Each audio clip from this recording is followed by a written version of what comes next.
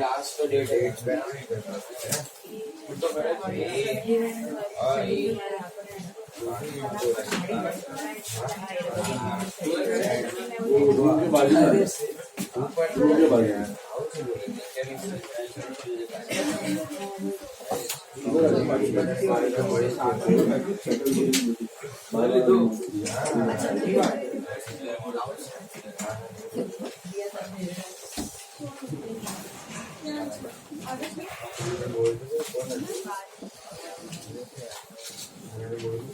तो आपने કેટલી line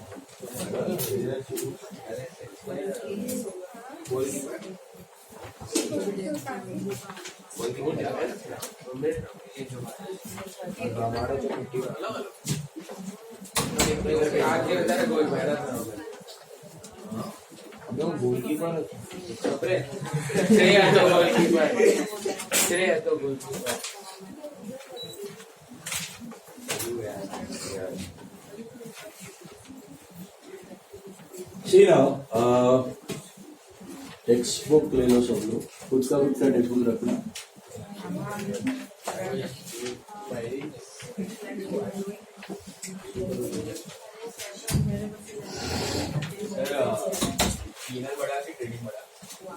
one third two third PNL बड़ा, डिवीजन के साथ भी कैसे क्या रेडिंग छोटा PNL बड़ा भाई 8.5 सेंटीमीटर में बोलो।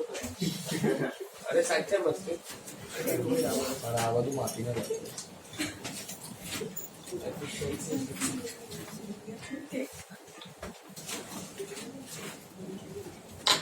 रीडिंग में वन थर्ड PNL में two third. Take approx judgement.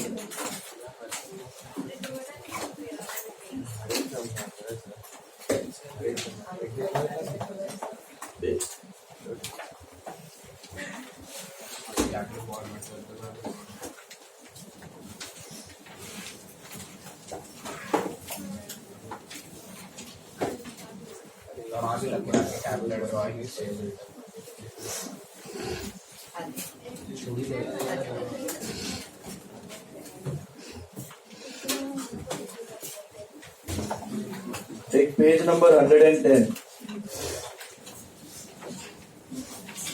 Come to page 110 of your notes.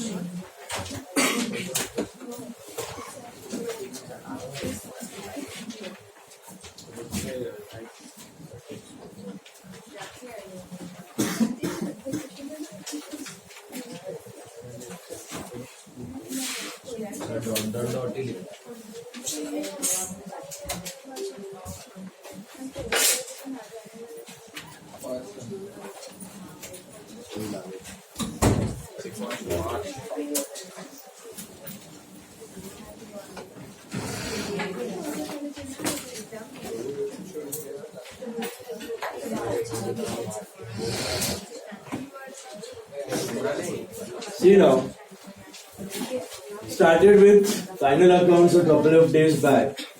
Tell me, what are final accounts? Accounts prepared at the end of the year. Arth, come ahead. Arth, आगे आओ.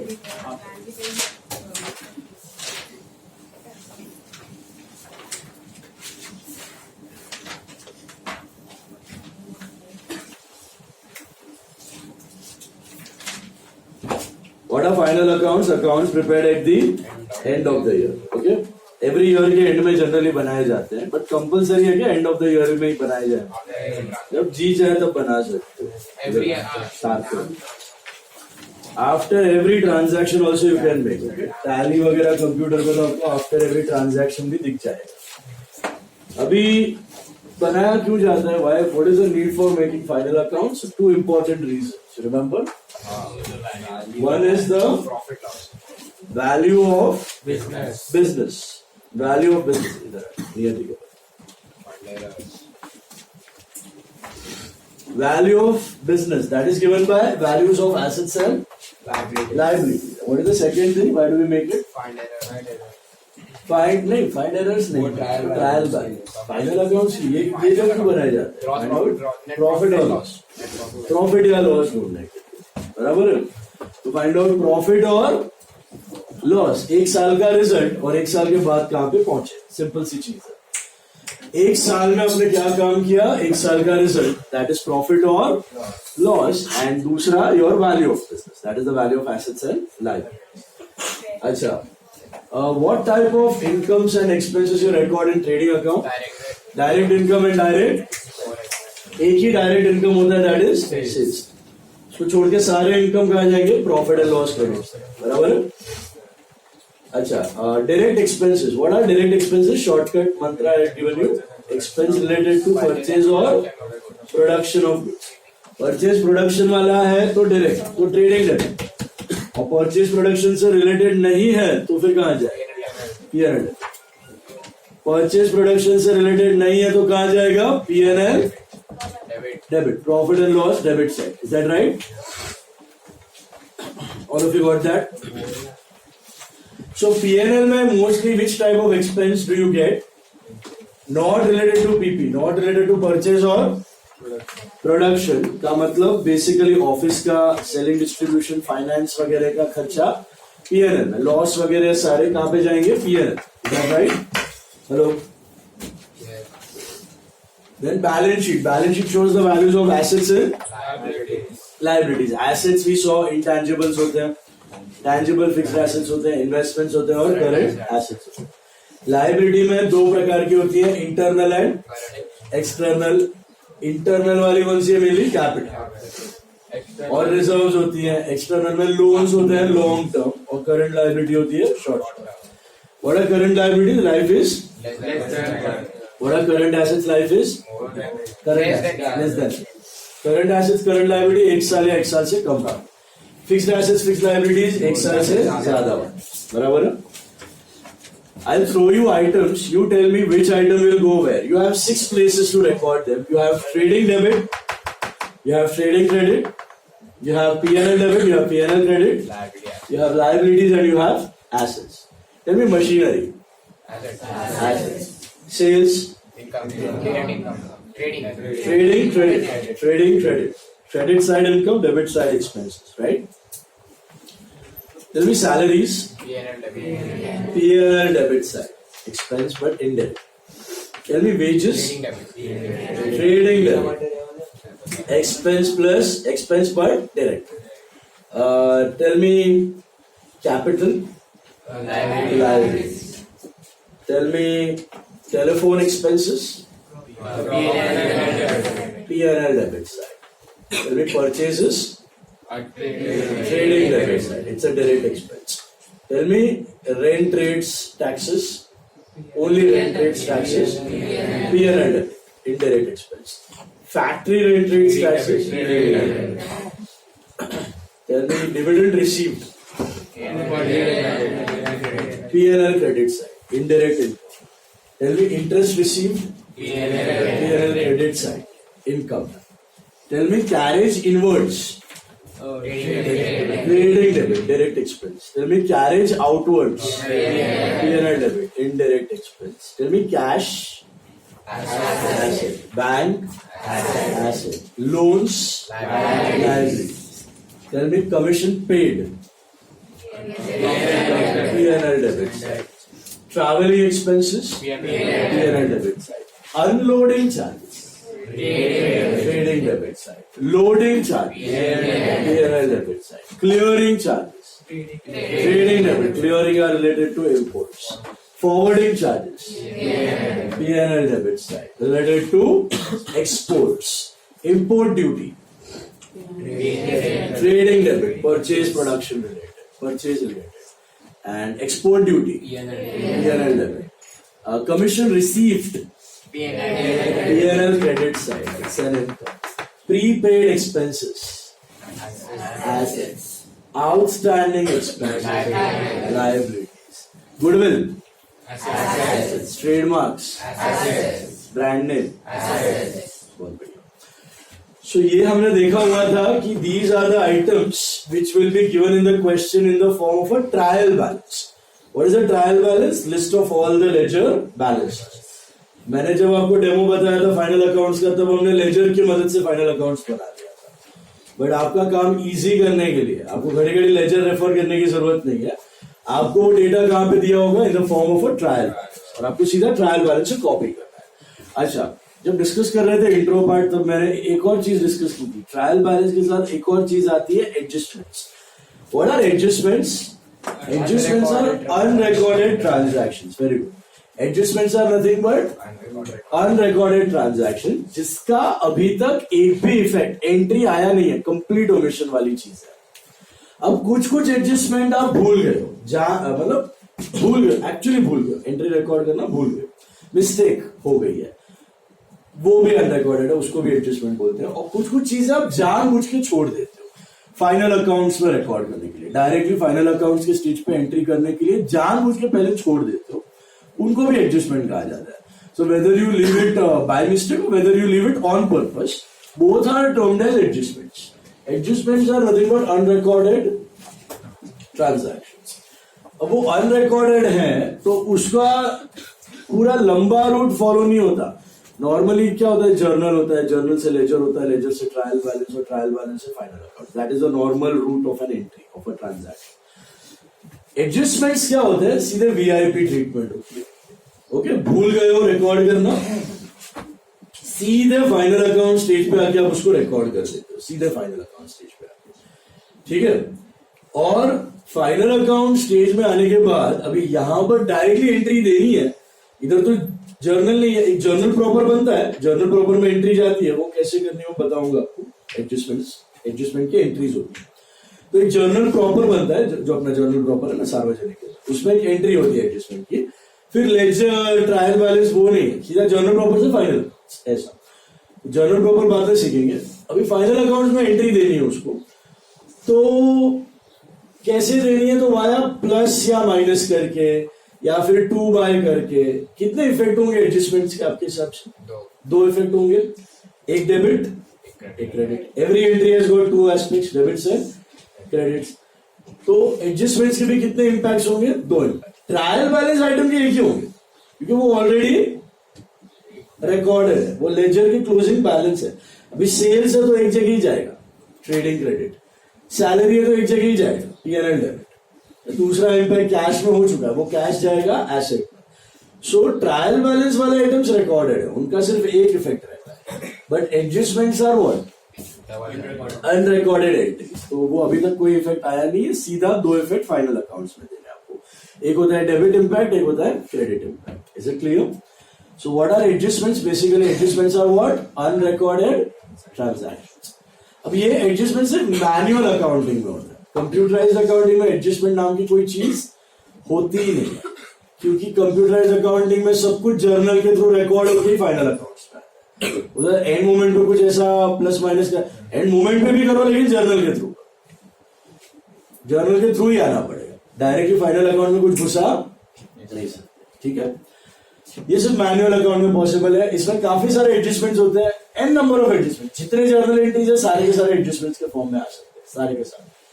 तो कैसे entry करनी है, क्या record करना है, देखते हैं. सबसे पहला एडजस्टमेंट आपको सामने मिलेगा पेज 110 पे. That is closing stock. No need to write anything. Closing stock दिखाई दे रहा है? What is a closing stock? Closing stock का मतलब होता है unsold goods at the end of the day. They are what? unsold goods at the end of the year. For example, we are into a mobile business. साल के 100 pieces mobile खरीदे 10 लाख रुपए. 100 pieces of mobile we bought for 10 lakh rupees. So can I say my purchases are 10 lakhs? Purchase go cash, purchase credit, purchase सब मिला के purchase हो गया 10 lakh. 100 mobile phone 10 lakh. एक मोबाइल फोन हुआ 10,000 रुपए. 100 खरीदे थे. टोटल परचेज मेरे 10 लाख है. बराबर है. 100 में से 90 मोबाइल फोन्स मैंने बेच दिए. किसने? 90 phones. I sold them with a profit, let's say for 15 lakh. 100 mobile phones खरीदे थे. 90 मोबाइल फोन्स बेच दिए 15 लाख रुपए. सब 15 लाख रुपए में बेच दिए. There are no returns. तो 10 लाख के खरीदे और 15 में बेच दिए. वो वगैरह प्रॉफिट वगैरह को बाद में कैलकुलेट हो जाए. मुझे बताओ, is it correct to record 10 lakh का purchase and 15 lakh का sales over here in my trading account to get my profits or losses? Or am I doing something wrong? What is the wrong? Can I compare 100 का cost with 90 का sale value? That is wrong. I'm violating which concept? Matching concept. I'm violating matching concept. Matching concept क्या बोलता है आपको कि जितना expense दिखा रहे हो उतना ही प्रोपोर्शनेट इनकम दिखाना है, ना ज्यादा ना कम. तो ही आप अपने प्रॉफिट्स को कंपेयर कर पाओगे. मैंने खरीदे हैं 100 मोबाइल फोन और फॉर एग्जांपल किसी साल में बेचे 10 मोबाइल फोन. कोविड था, 10 ही बेचे.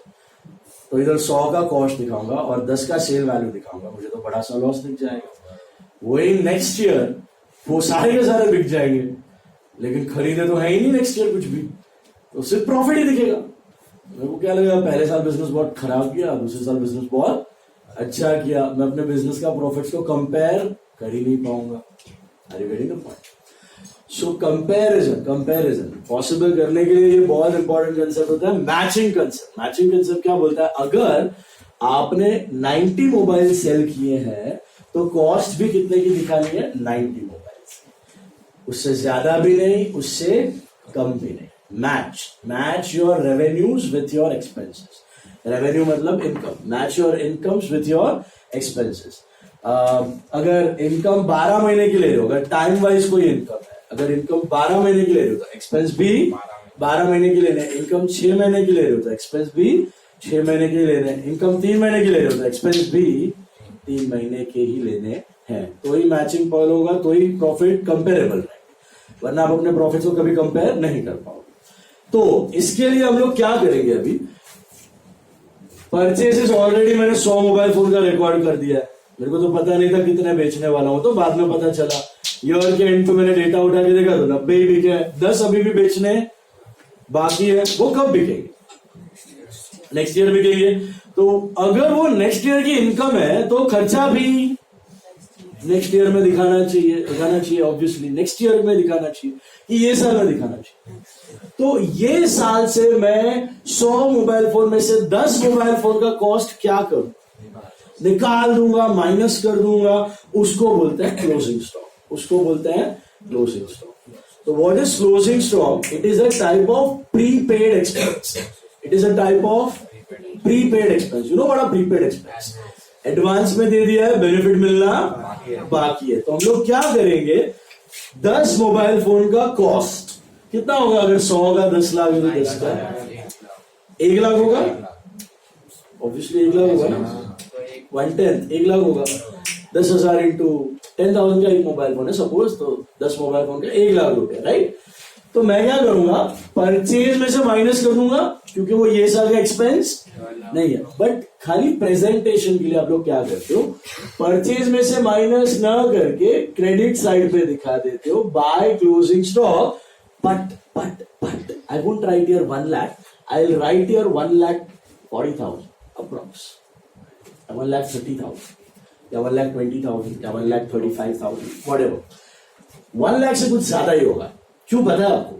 क्योंकि परचेजेस के साथ यहां पे कुछ डायरेक्ट एक्सपेंसेस भी इनकर हुए हैं. जैसे वेजेस हुआ है, कैरेज हुआ है, फैक्ट्री एक्सपेंस हुआ है कि नहीं हुआ है? हुआ है ना? Expense on purchase and production ये हुए।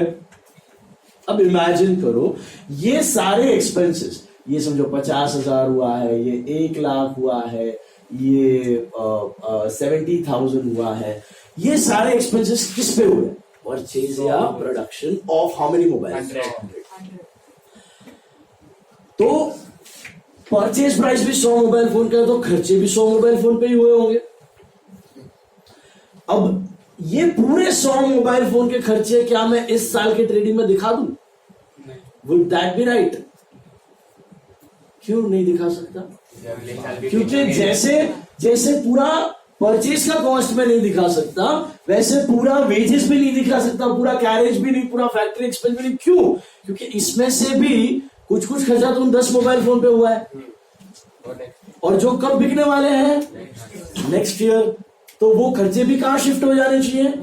नेक्स्ट ईयर में। तो परचेज क्लोजिंग स्टॉक जब कैलकुलेट होता है तो उसमें सिर्फ परचेज प्राइस नहीं होता, उसमें सारा का सारा डायरेक्ट एक्सपेंसेस का भी प्रीपेड एलिमेंट इंक्लूडेड होता है। The closing stock not only involves the purchase का prepaid element, it includes all the direct expenses का prepaid element. Is it clear? और तो फिर तो पीएनएल में भी इतने सारे खर्चे हुए, उसका भी प्रीपेड एलिमेंट ले लो ना।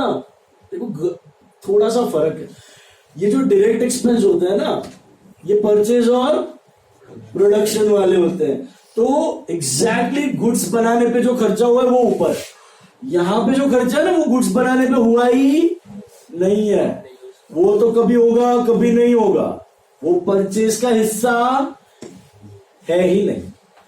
तो स्टॉक में आप कौन से खर्चे लेते हो? एक तो ओरिजिनल प्राइस और प्रोपोर्शनेट डायरेक्ट एक्सपेंस।